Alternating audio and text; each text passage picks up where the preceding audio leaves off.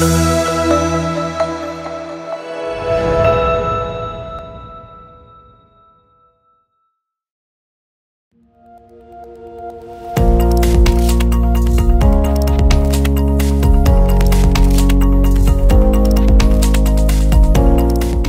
göçmenlerin insan ticareti mağduru olmalarına neden olabilecek özel sebepler, etkenler var mıdır? Düzensiz göçmenler tabii düzensiz oldukları için yolculuk boyunca e, ya düzensiz ülkeye girmiş olabilirler ya vizenin süresi bitmiş olabilir. Onun için ister istemez başka bir ülkede dilini bilmiyorlar, e, çevreleri yok, e, bilgilere ulaşamıyorlar. Kendi ülkelerinde yaşadıkları e, kolluk kuvvetleriyle sıkıntıları, çünkü her ülkede kolluk kuvvetleri Türkiye'de olduğu gibi değil. Onun için kolluk kuvvetlerinde yaklaşmaktan korkuyorlar. Bizde birçok insan ticareti mağduru tespit edilen vardı. Ve dedikleri şuydu: keşke bilseydi Türkiye'de bu kadar çok insancıl, bu kadar çok yardıma açık polis olduğu bilseydik çoktan polise başvurabilirdik. Ama korkuyorlar çünkü kendi ülkelerinde çok olumsuz bir tecrübeleri var bu konuyla ilgili. Onun için düzensiz göçmenler her zaman tehlikelerle, zorluklarla ve insan hakları ile karşılaşmaktadırlar. Bütün özel ihtiyaç sahiplerin mevcut hukuki koruma kategorilerini uydurmak çok zor. Çünkü bir düzensiz göçmenlere farklı bir kategorileri verebiliriz. Ama bu ya düzensiz olarak Türkiye'ye geçmiş mülteci olabilir, ekonomik göçmenler olabilir, insan ticareti mağduru olabilir, kaçakçılığı yapılan göçmenler olabilir. Ama hepsine kategori veremeyebiliriz. Ve bu da insanları destek vermek için işimizi zorlaştırıyor. Ayrıca yolculuk esnasında da düzensiz göçmenler tehlike, zorluk ve insan hakları ihlaliyle karşılaşırlar. Ve farklı bir hassasiyet düzeyleri var. Tabii onlarla karşılaştıkları için artık insanların psikolojik olarak iradeleri de zayıflatılıyor. Zorluklarla baş etme gücü azalıyor. Onun için insan ticaretine daha açık ve daha savunmasız hale gelebiliyorlar. Doğru. Çok net oldu cevap gerçekten. Hem zorlu bir süreç içerisinde bulundukları için bu bahsettiğiniz risklerin en ağır bir şekilde yolculuk sırasında yaşanması nedeniyle ve devamında da hak ve hizmetlere erişime ilişkin çok ciddi bir engel, sorun olması nedeniyle düzensiz göçmenler insan ticareti mağdur olmaya daha bir meyilli oluyor maalesef diye anlıyorum ben. Peki buradaki şunu da kusura bakmayın ilave etmek istiyorum. Evet, hizmetlere erişim konusunda engel var, sorun var, bilgilere ulaşamama var. Ama bir iradeleri zayıflatılmış, psikolojik olarak ciddi bir baskı altında, korkmuşlar, ne yapacakları bilmiyorlar. Ama aynı zamanda düzensiz göçmenlerin, özellikle savaştan kaçan göçmenlerin birçoğunun eğitim seviyesi de çok düşük, çok yüksek değil. Eğitim seviyesi çok düşük olan insanlar için bilgileri ulaşma kapasiteleri daha da çok azalıyor. Çünkü ne yapacakları bilmiyorlar. Sistemin nasıl çalıştığı bilmiyorlar. Bu da onların tabii ki iradesini, onların bu hayata tutunma kapasiteleri zayıflatıyorlar. Onun için insan tacirleri için çok güzel bir hedef grubu oluşturuyorlar. Bu gruplardan, bu psikolojik durumdan, bu şartlardan insanları kandırmak, zorlamak, tehdit etmek ve onlardan yararlanmak oldukça onlar için kolay. Peki Türkiye'de insan ticaretiyle mücadele için ulusal yönlendirme mekanizması var. Bunu sizden de dinleyebilir miyiz? Türk ve yabancı mağdurlar hangi kuruma ve kurumlara başvurabilirler? Evet, Türkiye'de birçok gelişmiş ülkelerde olduğu gibi ulusal yönlendirme mekanizması mevcut. Uzun süre mevcut.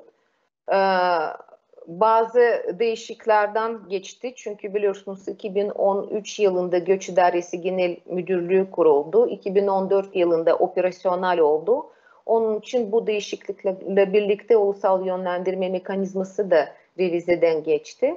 Ama çok önemli insan ticaretiyle mücadelede çok önemli bir çerçeve ulusal yönlendirme mekanizması ve bu işbirliği çerçevesi devletlerin ilgili kurumları ve sivil toplumları arasında stratejik işbirliği, insan ticareti mağdurlarının insan haklarını koruma yükümlülükleri yerine getirmeye yönelik bir mekanizması. Bu mekanizmasının içinde tabii devlet kurumları var, STK'lar var, farklı önemli paydaşları var insan ticareti mücadelede yer alan paydaşları.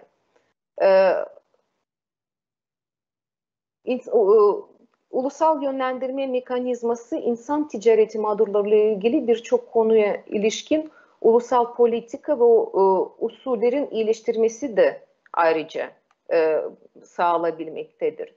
Ulusal yönlendirme mekanizması genelde mağdurun tespitiyle başlıyor ve koruma sağlanması ve vakanın ceza mahkemesi tarafında ele alınmasına giden bir iş birliği akışıdır.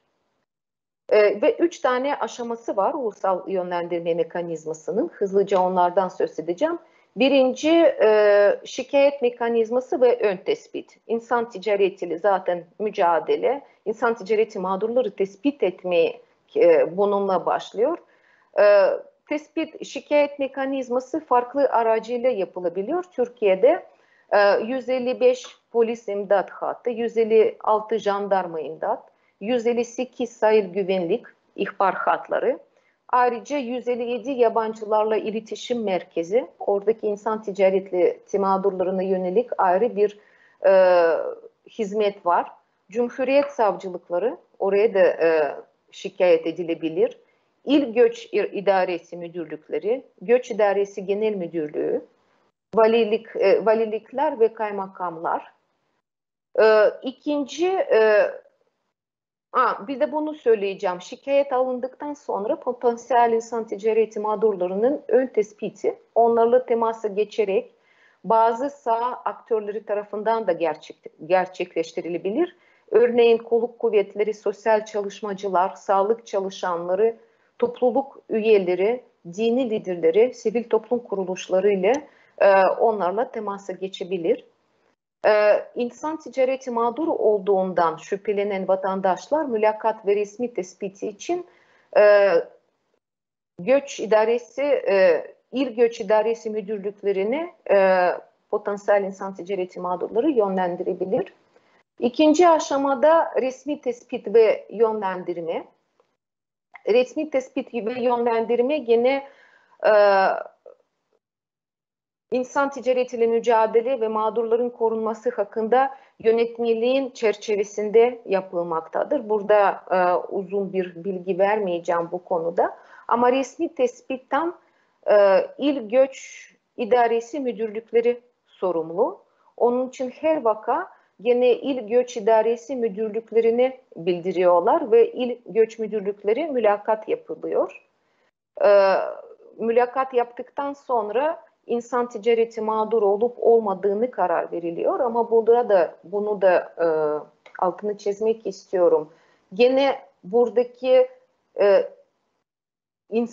ulusal yönlendirme mekanizmasının içinde bütün aktörlerine güvenmek çok önemli. Çünkü Türkiye'de bu konuyla ciddi bir şekilde mücadele ediyor. Ve bir insan ticareti mağduru tespit edilmeyebilir. Ama buradaki insan hakları ihlali söz konusu ise gene koruma altında alınabilir. Onun için bu ilgili makamlara başvurmak çok önemli. insan ticareti mağduru olarak tespit edilen Türk vatandaşları Aile Çalışma ve Sosyal Hizmetler Bakanlığı'na yönlendiriliyor. Oradaki Aile ve Sosyal Çalışma Bakanlığı artık onlardan sorumlu oluyor. İnsan ticareti mağduru olarak tespit edilen çocuklar Çocuk Koruma Kanunu kapsamında gene Çocuk Hizmetleri Genel Müdürlüğü'ne yönlendiriliyor. İnsan ticareti teşkil etmeyen ancak dediğim gibi başka suçları veya insan hakları ihlalini oluşturan başka sömürü biçimlerine maruz kalan yetişkinler ve çocuklar, bu aile içi şiddet de olabilir, Aile ve Sosyal Hizmetler Bakanlığı'na yine yönlendiriliyor.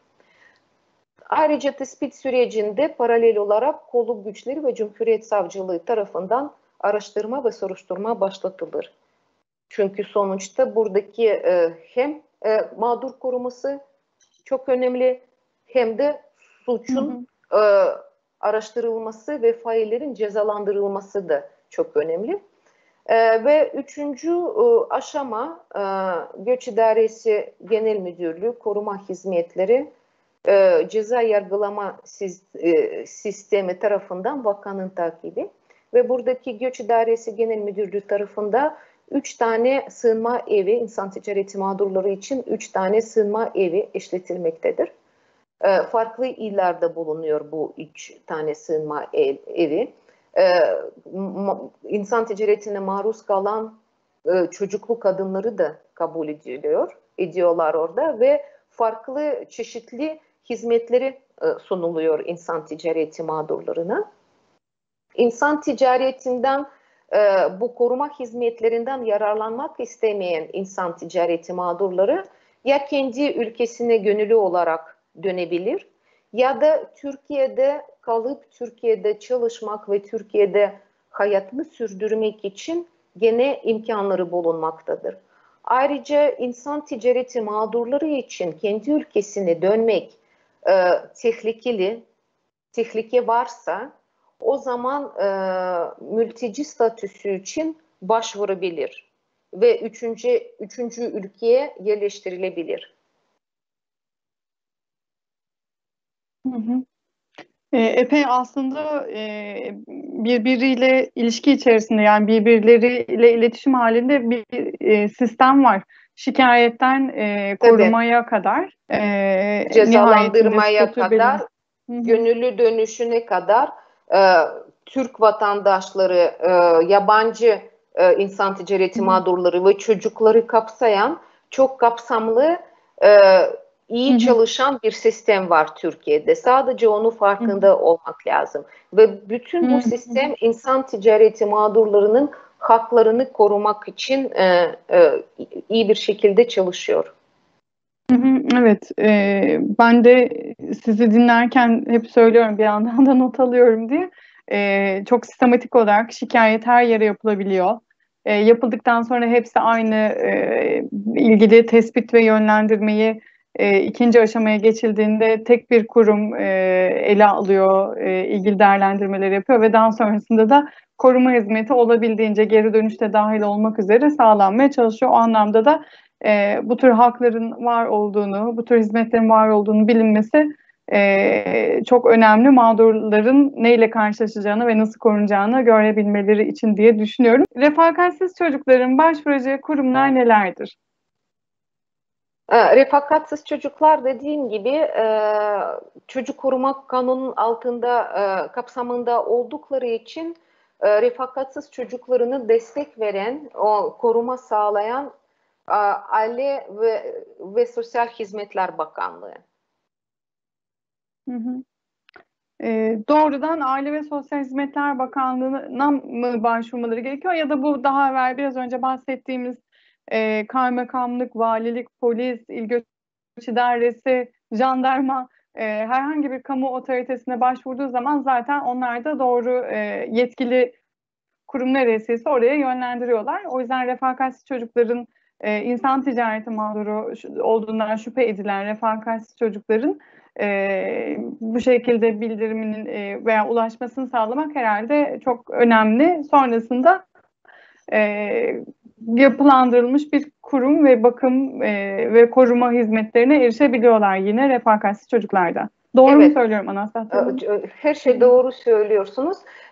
İnsan ticaretinden şüpheleniyorsa, bu bir refakatsiz çocuğun insan ticareti mağduru olduğunu düşünüyorsak, o zaman aynı şekilde bir insan ticareti yönetmelik kapsamında bir Aile Bakanlığı'na yönlendiriliyor insan ticareti. Göç İdaresi, yine İl Göç İdaresi müdürlükleri tarafından tespit edildiyse doğrudan Aile Bakanlığı'na yönlendiriliyor. Ama diyelim bir refakatsız çocuk var. Kendisi hiçbir yere başvurmak istemiyor. Ama bir vatandaş bu çocuğun insan ticareti mağduru olduğundan şüpheleniyor ve ona yardım etmek istiyor.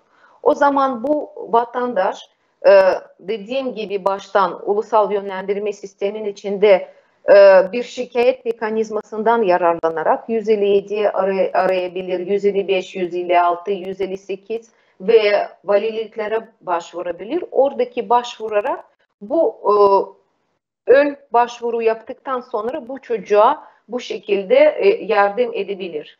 Çünkü sonradan zaten ulusal yönlendirme mekanizması çerçevesinde yönlendirme yapılacak. Dünya genelinde insan ticaretinin ne büyüklükte olduğu ve toplam ne kadar insanı etkilediğine dair güvenilir ve sistematik bütünleşik bir bilgi kaynağı var mıdır? Varsa nedir bu bilgiler?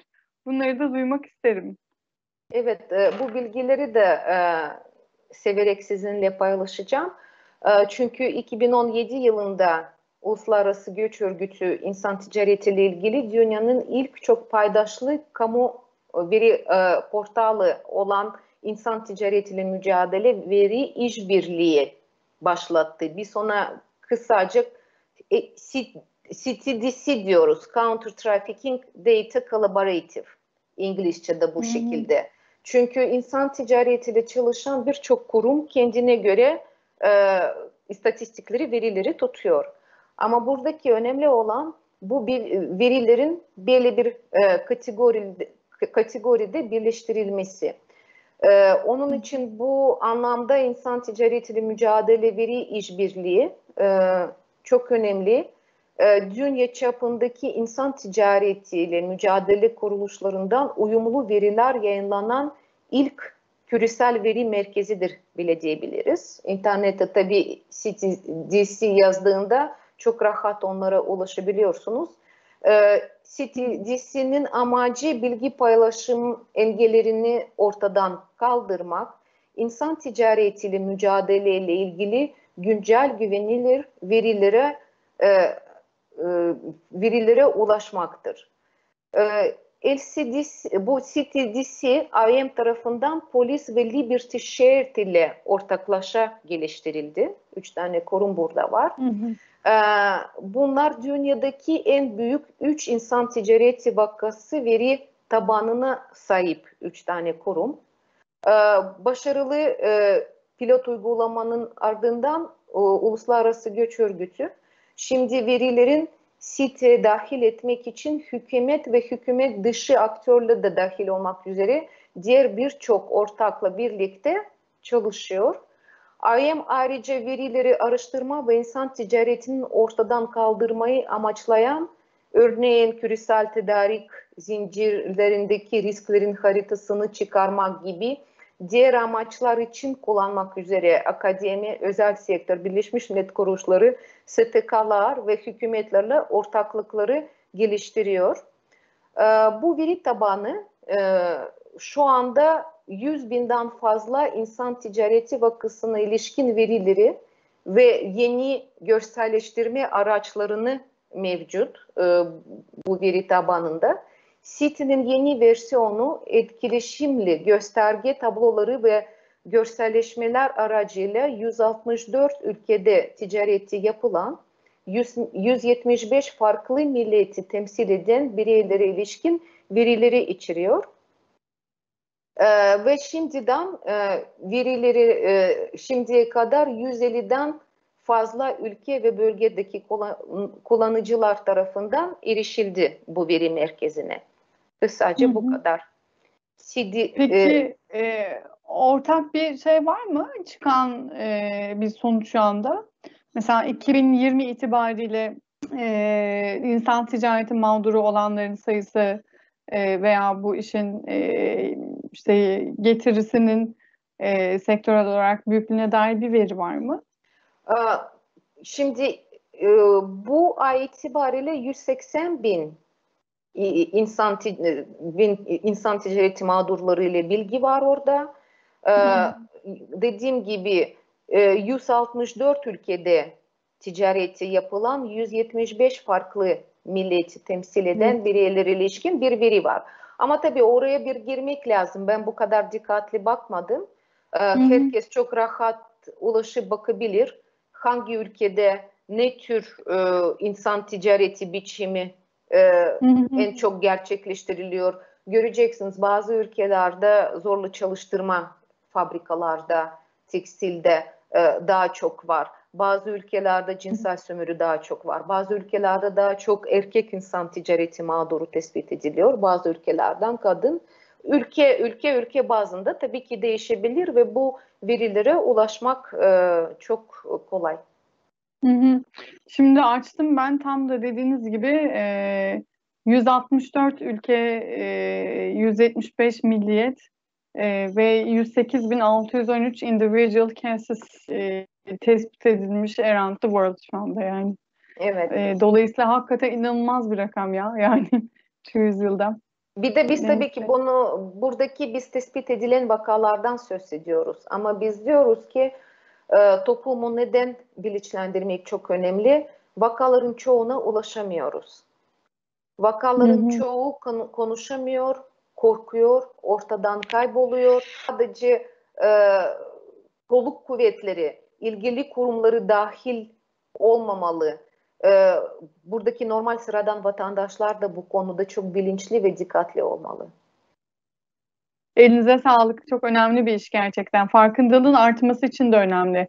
Bazen çok hani yaygın ama gözümüzün önünde bir perde olduğu için göremiyoruz. Birisi oturup bunun resmini çizince, fotoğrafını çekince ya evet bu da içimizdeymiş diyoruz ve bu da onun gibi olmuş gerçekten onu göstermek için. O yüzden elinize sağlık diyorum ben de tekrar. Bir de şunu da tekrar söylemek istiyorum. Bazen insanlar aslında suç işledikleri farkında değil. Mesela bunlar sanıyorlar ki ben bu zavallı göçmene yatak verdim, yemek veriyorum, o benim için çalışıyor, o razı. Aslında her şey bu kadar basit değil. Dediğimiz gibi daha önce bu zayıflatılmış iradesiyle insanlar hayatta kalabilmek için her şeye razı olabilir. Onun için hiç kimse sadece bir yatak, sadece bir emek kabı için çalıştırılmamalı. Bu artık zorlu çalıştırmaya giriyor. İnsanların çaresizlikten yararlanmak oluyor. Onun için burada da ama insanlar farkında değil. Ben onu farkındayım. Doğru. Yani bunun aslında bu soruları hazırlarken de tam olarak farkında olmamadığımızın yani insan ticareti diye bir kavram olduğunu biliyorum ama insan ticareti deyince akıllarda hep şey var. Köle pazarı gibi bir pazar. O pazarda alınıp satılan bir insan olduğu zaman insan ticaretinin varlığı var. Ki pek çok tezahürü var, pek çok şekilde görünüyor. Ev içi hizmetlerden tutun, işte konuştuk, bir kap yemek ve yatacak yer verme halinde veyahut işte kimliği aman bana zarar vermesin, güvenlik meselesi olsun diye pasaportuna el koyma halleri bile insan ticareti için önemli zemin oluşturuyor. Ama kimse farkında değil bunun diyorum. Ben de daha da uzatmak istemiyorum. Bir sonraki soruya geçmek istiyorum. Peki bu çok karıştırılan bir konu olduğu için onu da sormak istedik size. İnsan ticareti suçuyla göçmen kaçakçılığı suçu arasındaki farklar nelerdir? Evet, insan ticareti ve göçmen kaçakçılığı ile sıklıkla karıştırılmakta bir konu. Ama aslında birbirinden çok farklı olan iki suç. İnsan ticareti aslında çok ciddi bir insan hakları ihlali, insanlara yönelik yapılan bir suçtur. Göçmen kaçakçılığı devlete yönelik yapılan bir suçtur.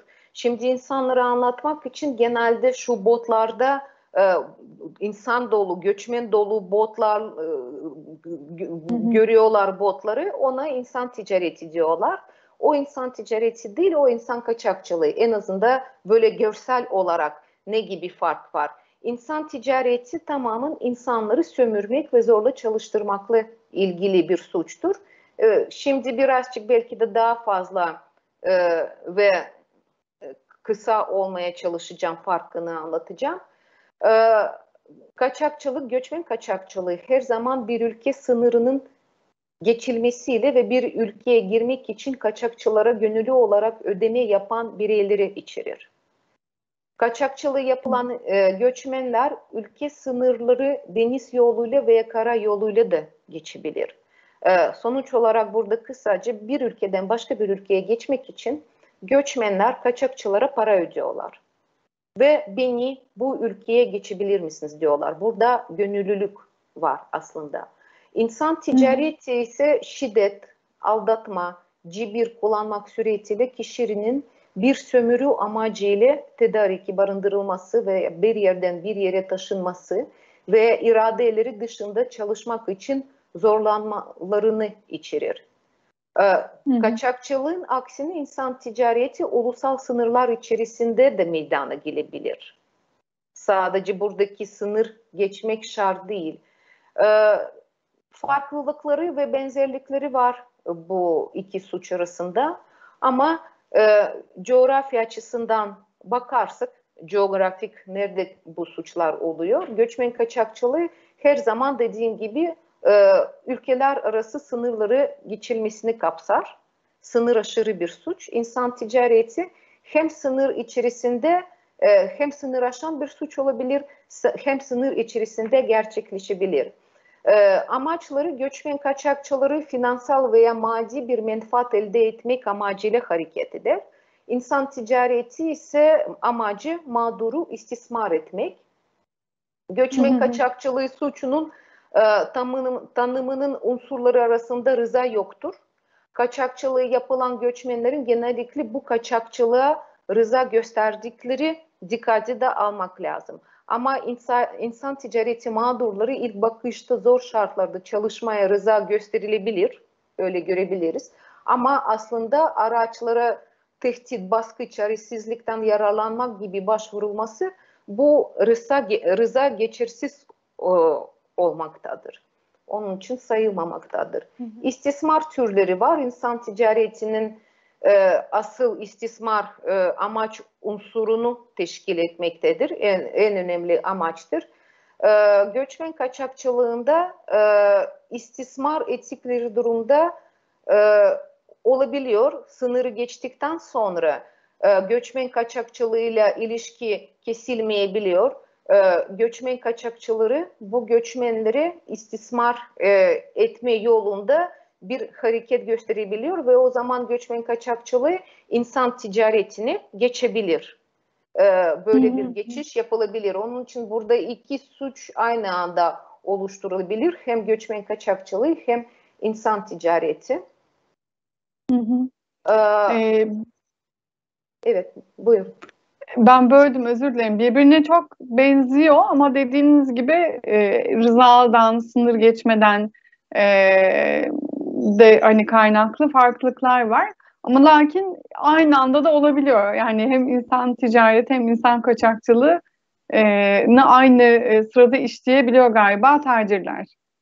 Evet, aynı anda olabiliyor. Özellikle bir transit ülkelerine geçtiyse veya insan borcunu ödemediyse oradaki göçmen kaçakçılığı yapılan göçmenle ilişki kesemeyebiliyor. Çünkü sen bana bütün borcumu vermedin, onun için çalışacaksın diyorlar. Farklı sektörlerde çalıştırabilir.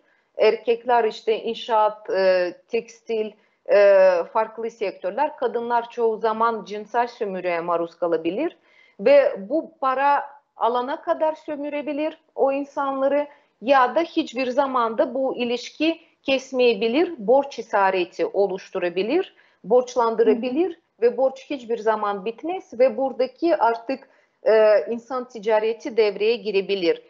Göçmen kaçakçılığı insan ticaretine geçebilir. Öyle Doğru. bir durum var. Öyle bir iradeyle çıkmamış olsa bile bir anda yön değiştirebilir. Yön değiştirebilir. Bir de bu iki evet. suçun kişisel noktaları da var. Benzerlikler var. Belki ondan dolayı karıştırılabiliyor. İki suç da organize suç unsuru. Gerçi insan ticareti her zaman organize suç unsuru olmayabilir. Onu da bilmek lazım. Bir insan sadece kendi menfaati için başka insanı sömürebilir. Oradaki bir insan olabilir. Organize suç türü değil. Ama göçmen kaçakçılığı her zaman organize suç türü. İnsan ticareti de çoğu zaman organize suç oluyor. Aynı güzergahlar üzerinde meydana gelebilir. Tacirler ve kaçakçılar aynı suçlular olabilir. Şimdi dediğimiz gibi hem kaçakçı hem tacir olabilir. İnsan ticareti mağdurları ve kaçakçılığı yapılan göçmenler hepsi kötü muamele, şiddet ve diğer insan hakları ihlali gibi suçları da mağduru olabilir. Çünkü bu güzergah sırasında ciddi bir kötü muameleye, kaçakçılığı yapılan göçmenler kötü bir muameleye, şiddete, tehdite maruz kalabilirler her zaman. Doğru. Ben teşekkür ederim. Ben şahsen kendim de çok şey öğrendim. Siz zaten biliyorsunuz Ayşegül Hanım, görüşmede. siz çok mütevazisiniz. Yok estağfurullah. Gerçekten öğreniyorum ben. Hiç öyle değil yani. Yazıyorum bir yandan da her şeyi. Ne mutlu bana. Sağ olun. Teşekkür ederim tekrar desteğinize.